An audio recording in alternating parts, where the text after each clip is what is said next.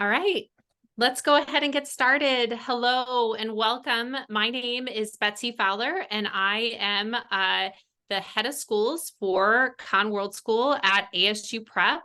It is my absolute honor to be our host tonight, and even more my honor to welcome the man of the hour, Mr. Sal Khan. Sal, go ahead and say hello.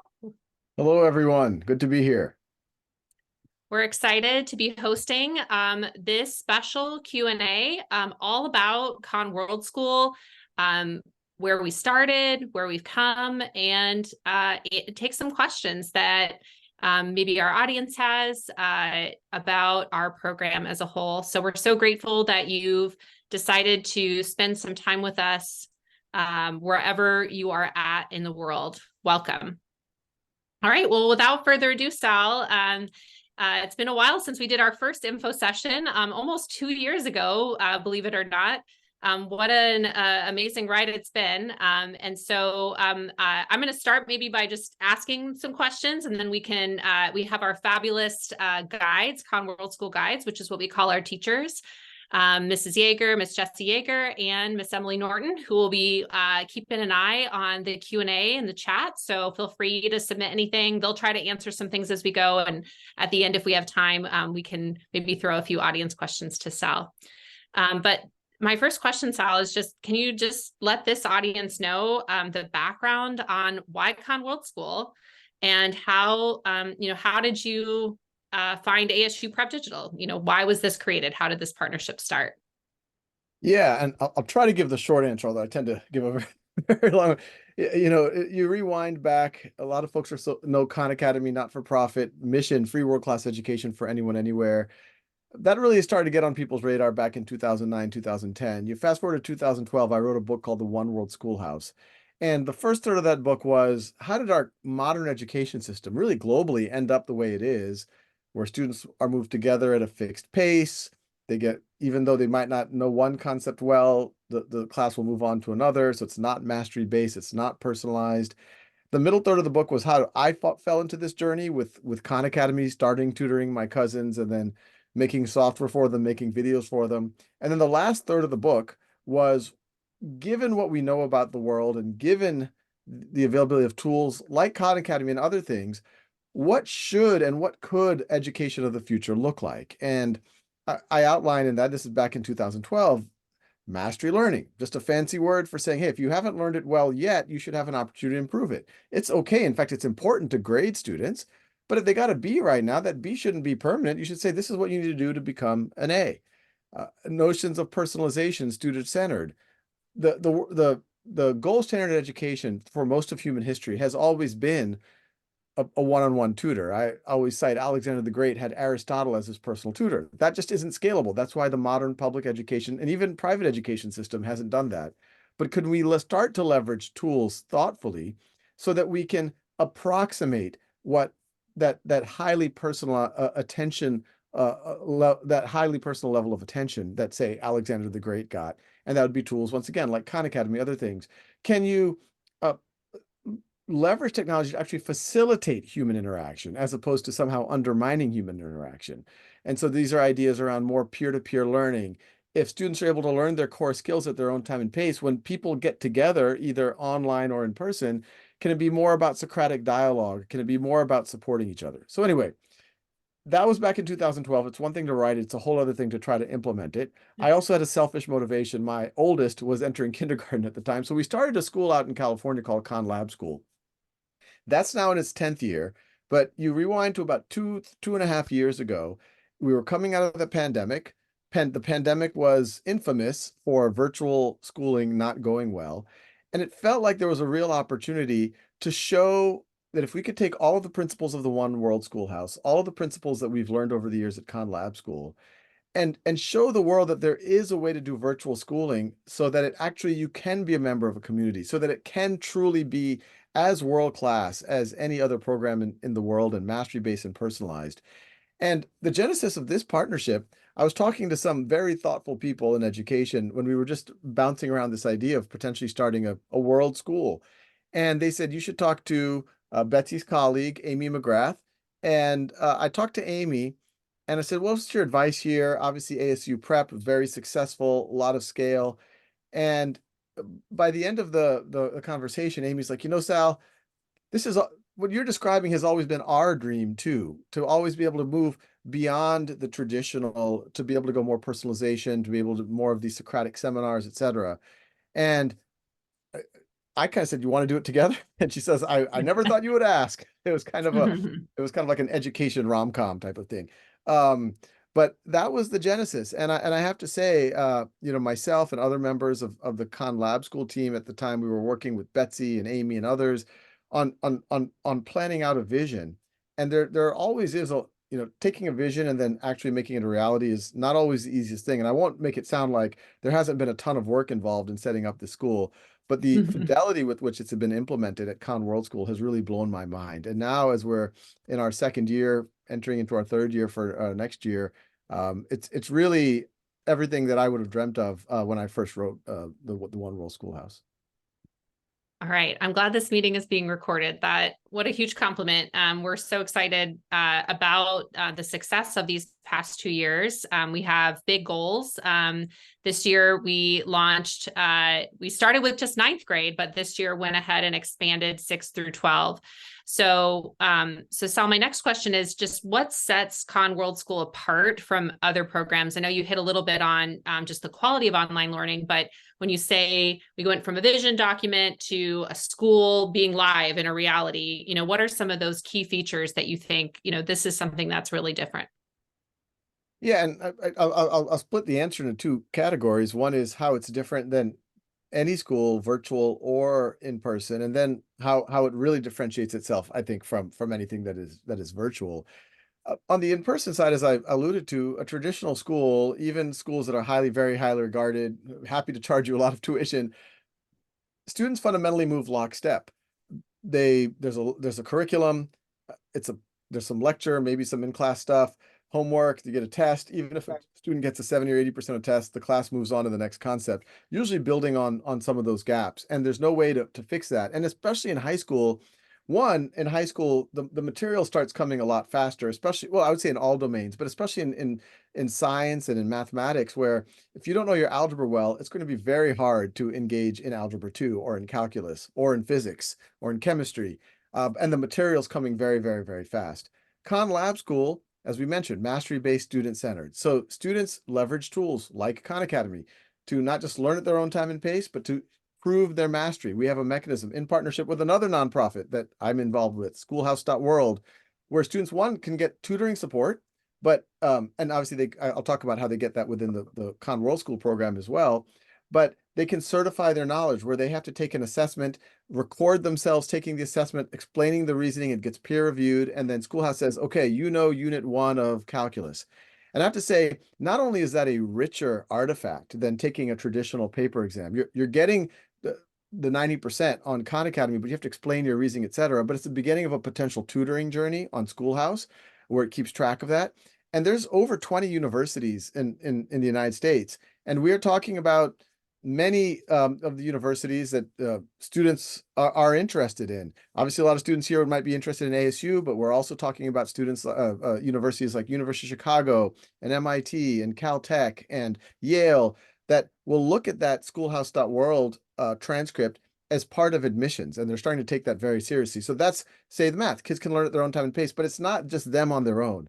At the Khan World School, students are getting support. Really, it's the same model that goes on at places like Oxford and Cambridge, where instead of just going to class and getting lectures all the time, you're doing problem solving in small groups with other peers and with your guides. And so you're able to get the support where you can asynchronously, but when you're with other humans, in this case virtually, you're actually engaging with each other. It's not just a one-way stream of information, which we know is not particularly engaging in any world, virtual or not. In things like the humanities, we think it's very important. In most schools, what happens inside of a classroom is very, very idiosyncratic to that teacher.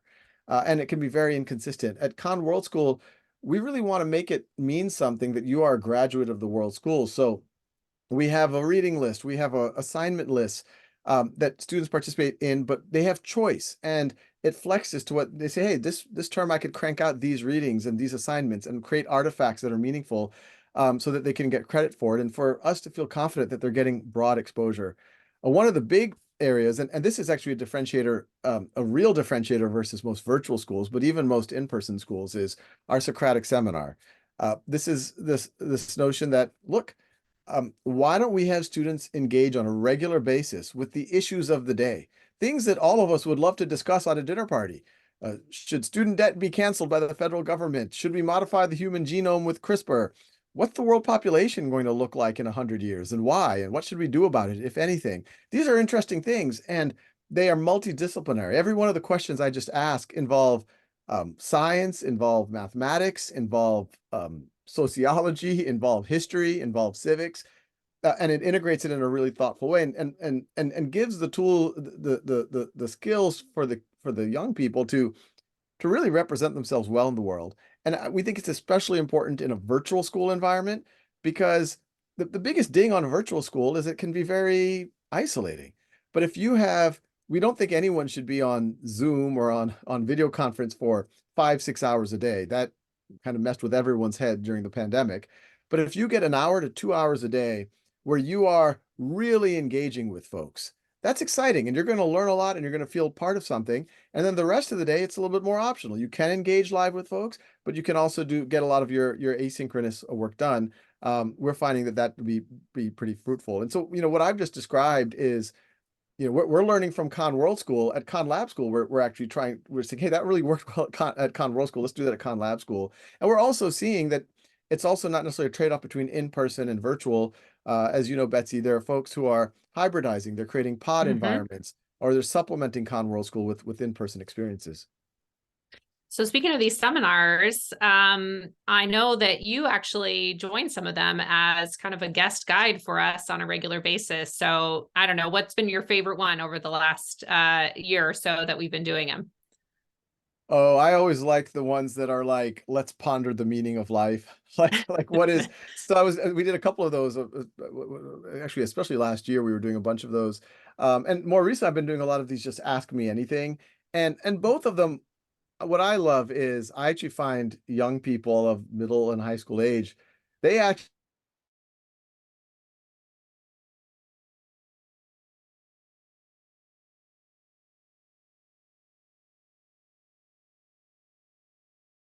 these young people are asking about, like, how do you find your purpose? How do you know that that's your calling? How do you deal with moments of stress? And I've always walked away out of every one of those seminars with insights myself. So even on the AMAs, just by the nature of the question and the back and forth, I'm getting something out of it. And especially in some of the ones where I've moderated a conversation around, like, what is life purpose, or how do you be a good person, or things like this. I always walk away with something that at least a few of the students have said that I'm like, yeah, that was a new way of thinking about it that I never thought about before. I'm also remembering one on artificial intelligence that I think our students were a delight into. Just hearing some of their questions for you, and I know we are also leveraging some of the new AI tools that Khan Academy is a part of as part of KWS too, which is really exciting.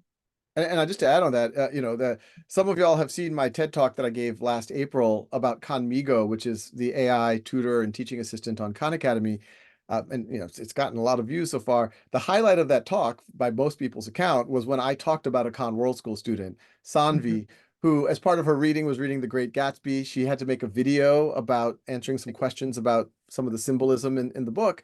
And she wanted to really dig into it, and she realized she could talk to an AI simulation of Jay Gatsby on Khanmigo. So he says, why are you looking at the green light? He says, well, that represents my hopes and desires. It's the light off of Daisy Buchanan's dock. And I shared that at TED, and that was definitely the highlight. So yes, Khan World School students are definitely, via the seminars, are getting some global exposure. And speaking of global exposure, I want to point out Sanvi lives in India, which is one of the really amazing things about the Khan World School. Like, we really mean it when we say World School. We have over 14 countries represented in our student body, grades 6 through 12 this year, which is really exciting, and some amazing success stories coming around the world. I think, part of it, Sal, we can't lie. I know that they might have been interested when they saw your name. We have some super fans around the world, but I know another big part of our student journey and why they decided on our Con World School program is the mastery-based learning approach, and just how it benefits them. So I know your book talks about this a lot, but where do you see the potential in just the schools of the future and mastery based? Yeah, I think there's at least two very important aspects of mastery-based learning. One is, as I've mentioned, it's kind of silly that if a student hasn't really mastered basic exponents, to now make them learn logarithms or to make them pretend to learn negative exponents. And you see that silliness, and it's not just the United States, you see this globally. I know the stats of the United States, I think they're pretty consistent globally. Of the students who graduate from high school, and these are kids who've taken classes called algebra, algebra 2, trigonometry, calculus, and the same is true on the humanities, by the way, but it's in some ways more quantifiable on the math side. When they go to college, so this is the ones that decide to go to college, they go to half or more than half have to take remedial math. This is broadly speaking in the country. And remedial math is a euphemism for seventh grade math. So what's happening is in most school systems globally, kids just keep getting shepherded one year after the other. They're accumulating these gaps. They're going through the motions of algebra and trig and physics and chemistry and et cetera. But then they go to college and the college says, you're still at essentially a middle school level. And it's really middle school level across the board. And so then they're finally enforcing mastery learning, but at that point it's demoralizing. It would have made much more sense in seventh grade to say, hey, you still haven't figured out long division yet. Why don't you practice that a little bit more for like an extra day and you'll get fluent in it. Mm-hmm. Or we're going to keep moving on, but let's not forget this gap. Let's see if we can create some opportunities and incentives for you to up level that. I'll say the other important benefit, and I didn't fully appreciate that until recently, especially as Khan Lab School has had some of its first graduating classes. And we all know that the college admissions process is stressful globally. Um, and a lot of it is based on a perception and to some degree of a reality. If students want to be competitive applicants, they have to have near perfect, some people at least perceive near perfect transcripts. And so it creates in a traditional academic environment, it creates, I think, a, a, a, a really demoralizing or unproductive level of stress where a student says, if I don't get an A, I'm done for. And you see kids, especially in fact, some of the most high performing kids are the most stressed out because if I just mess up once, I'm done for. And when you're in that mode, you're not learning to learn, you're learning to perform. And you give yourself no room for error. And it's no surprise that especially amongst these demographic of students, of ambitious kids, a third of them are dealing with severe anxiety, depression. I won't say that mastery learning will solve all of that, but I think it can help reduce that because if on your first go, for whatever reason, you were sick that week, you were just not on your A game, or you became a little bit more serious your sophomore year than you were in your freshman year, all's not lost. You can go revisit those, and that has a double benefit. You're going to have a stronger foundation, and then it's more accurate. I remember in the early years of Khan Lab School, this was about 3 years ago, we had a new teacher who saw a student revisiting their mastery from their freshman year, and this was a senior, and they originally got an approaching mastery, kind of the equivalent of a B. And that teacher from a traditional system felt that this was almost like cheating, that they could go back and improve their mastery. And I asked the teacher, I was like, well, does the student know this material?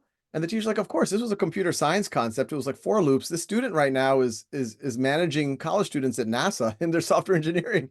So of course he knows it. That's okay. So what was actually inaccurate was that B. What like that how could you write a B in algorithms for a student who is now managing computer science majors as a high school student at NASA? Um, so the transcript was inaccurate. So mastery learning helps you address that. I think lowers the stress level. And then I think gives a lot more space for students to learn for the sake of learning and then have strong foundations.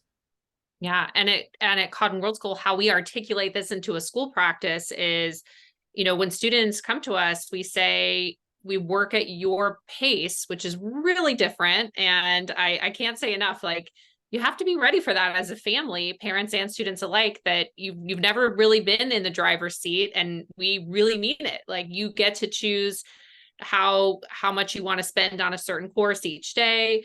You can accelerate as quickly as you want. We're not holding you back. But then in addition to being at your own pace, we also have a modified grade scale. So we basically say you have to master the content here, or you don't move on. But we're giving you the grace of time to be able, and additional support with your tutorials and your small groups and your peer groups and your squad, to be able to help you have the tools for success there. So that's a really different way of doing school, but it does, once students can settle into that, we have found just such incredible growth after the first year of being the driver of your own education, and then really focusing on learning versus playing the game of school. Everybody at Con World School could get all A's. There's no restriction. We allow all of our students to reach mastery at their own pace, which is really different and kind of a little bit of a learning curve for some of our families, but one we feel like is worth being patient and really helping them to get to. All right. So in terms of like the university integration, what's your vision, Sal? Like what are you hoping that Con World School does for college readiness? Are there certain classes that you feel like all students at Con World School, need to get in order to be university ready? Like calculus, that's one we've talked about before. Simple answer is yes. In education innovation circles, there sometimes folks tend to focus purely on the experiential type of thing, well, and purely on the let's do some projects, experiential, etc. I tend to be both. That like it is in my mind crucial, and I think Conroe School does this really well, of like making sure kids do have their strong fluency in their core skills. They know their math, they know their science skills and content, they can write, they have a solid level of reading comprehension, they have been exposed to the great works of literature. They have they have the skills to think like a historian, but they also have a fact base. They also have a frame of how history works. They have some content knowledge. We are traditionalists in that sense. But then the other element, which we see a lot happens broadly in the world, is kids, even kids in traditional schools who are valedictorian, who are top of their class, they go to college and they struggle. And it's usually the case that even though college kind of looks like K-12, it really isn't, because even though they have classes that move at one pace, it really is much more on the student to drive their own learning. And so when students aren't used to that, they struggle. Con World School students don't struggle that way. They have that level. It's kind of like college. I don't know if I say it this way, college on training wheels. Like we give you the supports that when you need them, but we're slowly making sure that you have the metacognition, the agency to really own it. We've seen that Con World School hasn't sent kids to college yet. It's going to happen very shortly, but we've already seen that with a very similar model at Con Lab School. And out of the graduates we've had for the last 3 years, not one has transferred, which is a huge signal. That's almost never the case, which means that they have found a place that's stimulating for them and that they've been able to engage. And I've kept in track. Almost all of them find, because they've been doing the mastery learning like we do at Con World School, they have found it almost trivial to engage even in some of the most rigorous academic higher education programs. I think the other element at Con World Schools, we do try to blur the line between high school and college. All Con World School students have access to taking ASU online courses for college credit. We think that's really important. Even if some of the courses aren't fully mastery based, they maybe are a little bit more traditional university classes. That actually gives students actually an interesting bridge to what they're going to see in college, and gives them a leg up. The last thing I'll say, and we've already mentioned it, is the Socratic Seminar. We've actually designed it with Steve Levitt. Many of y'all might know Steve Levitt of Freakonomics fame. He's a famous professor from the University of Chicago. It's actually his team in conjunction with the Con World School team that's been developing these Socratic seminars. And everyone who looks at it says these would be great seminars even at the top colleges in the world. So our students are also, they're not going to go to college and saying, oh my God, I'm afraid to talk and represent myself and get into a friendly debate with folks. They're going to be ready, very ready for that. And I know our parents have been appreciating those too. We've gotten some really great feedback that they never dreamed about having the conversations they are with their ninth grader at the dinner table, thanks to the seminar. So we're really pleased with our parent engagement too. And that's only grown this year. We have our own parent community on Facebook and the like, as well as we actually have an in-person meetup annually. We have, my favorite is to get pictures from around the world of our students meeting up together when they travel to different cities. But we do have a meetup every year at Arizona State for our Con World School students and parents, so that for those who can, we get some engagement together in person, which is really special. So switching gears to just talking about, how do students leverage technology as part of this program? I know you've talked about a few of the tools, but like, what could a student expect? Sometimes I get this too, like, wait, is it all Khan Academy? How does it work?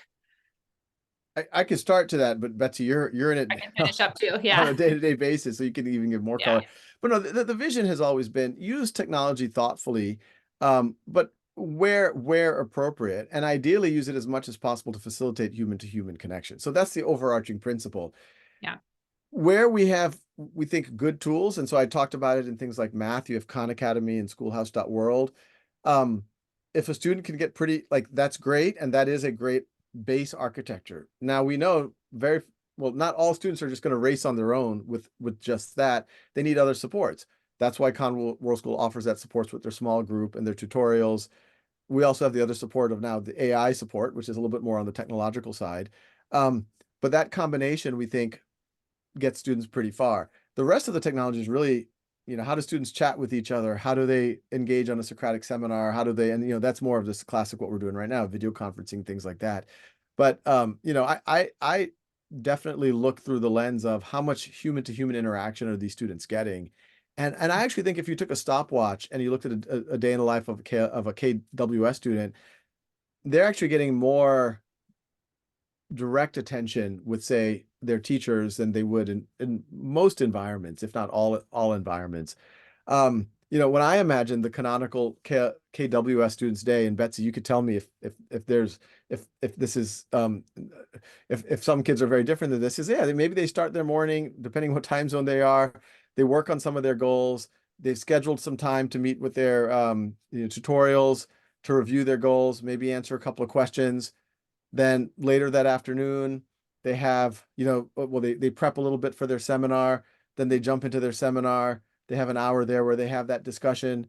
And maybe the rest of the afternoon, they try to finish up maybe they're working on a paper, doing some of their reading. And then the next day, rinse and repeat.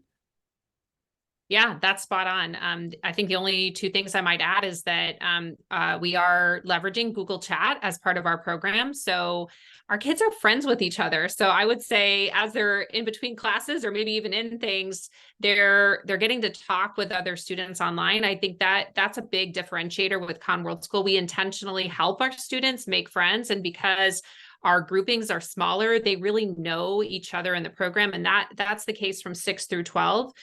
Which I think, again, is like sometimes digital learning gets a bad rap, but our kids are friends and, speak about that a lot. And then, Sal, I know this is something really big. This was in the original vision document. And I believe there was a question from one of our audience members just about student wellness online. Our students have so many passions, some incredible, impressive passions. We have a student who's even presented at like a university level conference on some research she was doing around diabetes. Like we have like that example, but we also have students who are passionate about playing musical instruments or playing sports. And so I know it was part of your vision to design a program that also left space for kids to enjoy life too. Do you want to talk a little bit more about that? Oh, I think you're muted. Sorry, I'm muted. I was opening my window. I didn't want to make noise. A high level principle, even when I wrote One World Schoolhouse, was, I talked about the stress of kids feeling like if they get anything but an A, their future is done. I think there's another stress that you're seeing far too many schools, especially amongst precocious kids or kids who are ambitious, is they take these classes in their schools that are viewed as more rigorous or that might look good on their college transcripts. And these classes essentially take over their lives. So these kids are doing homework until midnight every night. They're not getting enough sleep.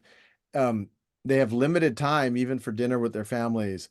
They definitely don't have time for their passions. If they wanted to start a business or write a book or perform or whatever it might be, they have no time for that, which is what a waste. I mean, it's one of the more creative times of your life, and you don't have bills to pay. You don't have people to like, this is the time that you should be able to pursue your passions.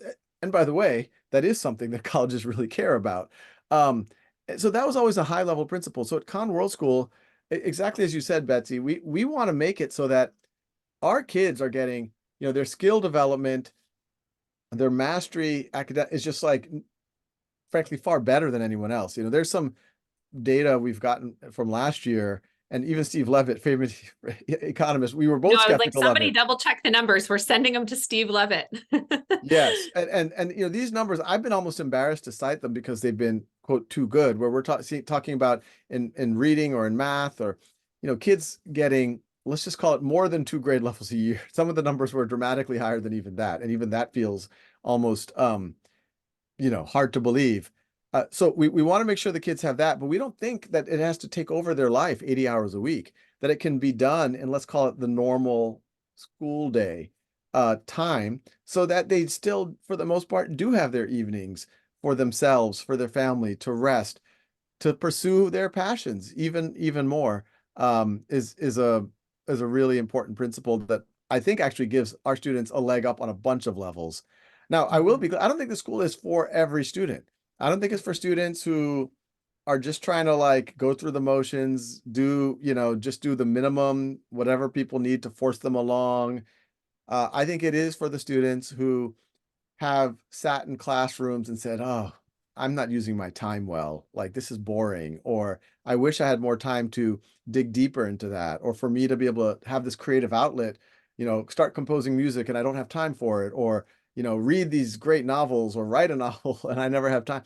Those kids are going to really thrive at KWS. It's not like every kid's going to write the next great novel, but a student who's at least open to this, having more independence and can really enjoy it, I think is going to really thrive here. Yeah, we've seen some students struggle who weren't excited by this idea of moving at your own pace. So we mean that in that, what would you do if no one held you back, right? We had a ninth grader last year who finished 10 and a half credits in 1 year when typically it might be 6. So while we don't want people to feel intimidated, we're not screening you from this is not a school that's exclusively for gifted students by any means. We want curious students. We want students who are passionate about, I keep using this metaphor, being the driver's seat. We want students who are excited by this idea. What would I do if no one held me back? Because that's exactly what we've designed the system to do.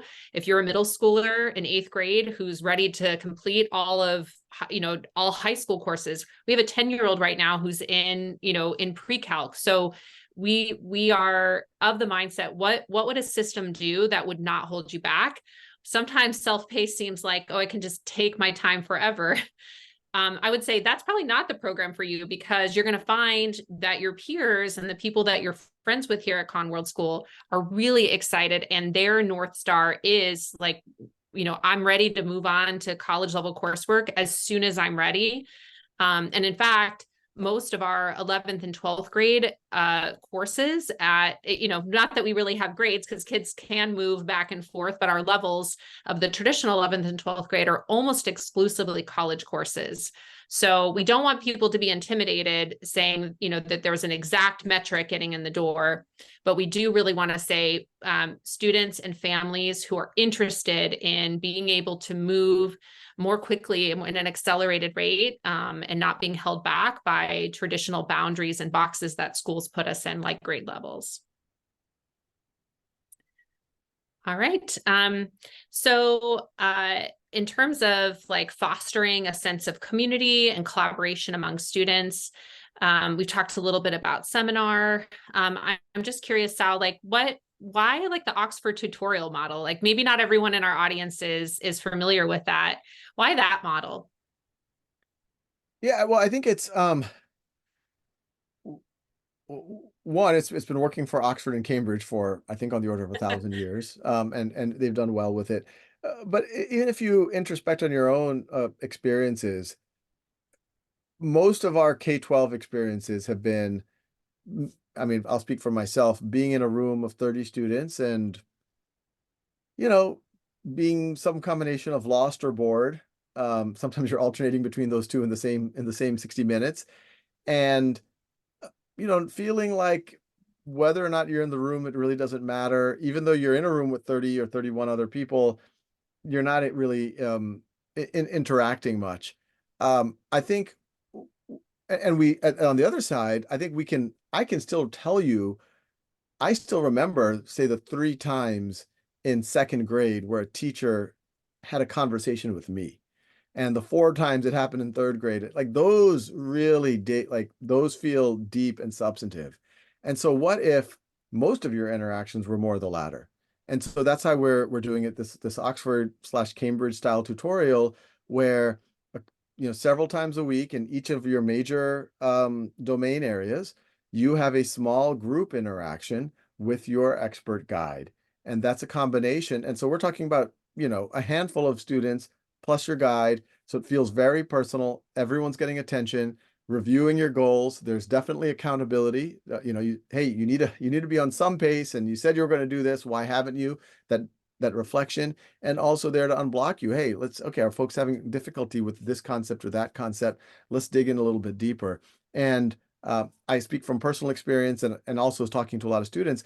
These things tend to be far more memorable and directed at what kids actually need than just going through the motions day in, day out. And although they're online, we have students regularly bringing things that they're doing offline to discuss as part of those small group tutorials. For instance, this year, all of our sciences have labs that we actually have a kit that families purchase that mimics the real lab environment. So beyond just a kitchen lab, but really mimicking more, although there are a lot of great digital labs out there and we do leverage that, but we do have some hands-on pieces too. So our science tutorials are often walking students through some of those real world experiences. I've seen some amazing middle school humanities projects this year where students are getting to build, model like aqueducts and other historical pieces right in their own backyard. So we do really encourage, even though students are coming together for the tutorial, they're really known by their guides, that they are getting to bring some real world experiences with them as well. It's really one of my favorite things is to see student work coming out of their projects as part of our courses. So Sal, as we're kind of rounding the corner of the nearer to the second half or nearing even the end of this, I'm just curious, like, what's the future for Con World School? What are your dreams? Where do you see potential even with AI and where things are headed? And this one I didn't send you ahead of time, so I'm asking you on the spot. And as you know, I didn't prepare a lot for the ones you did send ahead of time. I don't even know where those are. But look, obviously the whole reason why I'm on this journey is I like to think about how many kids there are with incredible potential who don't necessarily tap into it. For every Albert Einstein or Marie Curie who becomes an Albert Einstein or Marie Curie, there's probably 50 to 500 who don't. And it does not have to be becoming a Nobel Prize winner. It could be for every 100 students who could be really strong contributors to their community and push the envelope in a good way for society. Maybe today only 30% or 20% reach that potential. I think schools like Con World School increase those numbers dramatically. And so obviously one thing I would love to see is more and more people be able to benefit from this type of program. And as you know, there are folks all over the world who, even state school systems who are looking at Con World Schools like, okay, either can we bring this to our countries or should we somehow replicate this within our countries? So that's one element. I think there's an element where I think in the future it would be, and we've talked about this, ways that there might be a la carte portions of Con World School where, let's say a student's going in a mainstream public school or private school, but that school does not offer multivariable calculus, or maybe it does offer um, physics, but not in a self-paced way or not in a mastery. Mm. It would be cool if Khan World School could eventually support that on more of an a la carte basis. I look forward to the collaboration between Khan World School, Khan Lab School, Khan Academy, and Schoolhouse.world so that we can make the tools better and better and better. I have a dream that even in that eventually Khan Academy or some collection of us can start giving any child in the world uh, high school credits and eventually a high school diploma. And then having, as we mentioned, some students might not need a lot of supports, but some students might need more supports, and those supports could come from Khan World School or other places. Um, but yeah, the real dream is if Khan World School becomes global enough. I know there were some questions about time zones and all of that, but that's the real dream is if we start having a critical mass in pretty much every time zone around the world, then it is really a 24/7 school. Um, and it really is, even though it already is kids from all over the world, it'll get that much closer to that dream. I love that. And yes, that is true right now. We are serving students all around the world, but it would be wonderful to have even bigger cohorts around the world so that we truly are a Khan World School 24/7 school. Shout out to our students and our guides who make it work right now with some flexibility. But we have students in China. I mentioned India, and Europe, that we get to do some creative scheduling for, but it has truly enriched all of our lives, getting to have a fully global experience. All right, I think the guides have answered a lot of questions. Guides, I want to make sure there's nothing for the order that I need to throw out to Sal. We have really benefited in the past from maybe folks who don't have kids who are going to be a part of Khan World School, but who are interested in getting involved and maybe providing scholarships for students around the world. So if anyone watching today is interested in maybe getting involved in that way, we're so grateful for the benefactors who've already helped students around the world be able to afford to attend. And so if anyone is interested in getting involved in that way, you're welcome to reach out to our Khan World School team, and we would help make that a possibility. For those of you who have students that you might be interested in the upcoming application season, we highly encourage you to attend one of our very in-depth info sessions. This is kind of a teaser, a little bit of a flavor of Khan World School, but our info sessions allow you to get to know our Khan World School guides. That's what we call our teachers, let you know in-depth information about the curriculum, the application process, and so much more. I'm asking one of my colleagues if maybe they can drop the website link in. That's great to visit. And again, we welcome you getting in contact with us if you want to be involved in another way than just with your students. We certainly appreciate the generosity of many benefactors around the world. Sal, if there's no more questions, I'd love to give you the final word. Leave us with some inspiration about anything or called Khan World School specifically. Yeah, well, I just, I actually think it's the almost the best education is when the adults are modeling for students what they want them to become.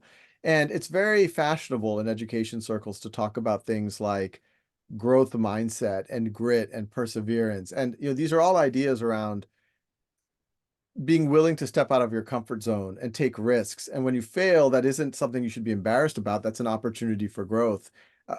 And even though it's very fashionable to talk about these ideas, the traditional systems don't, they almost say you should have a growth mindset. But by the way, if you get a B plus, your future is done.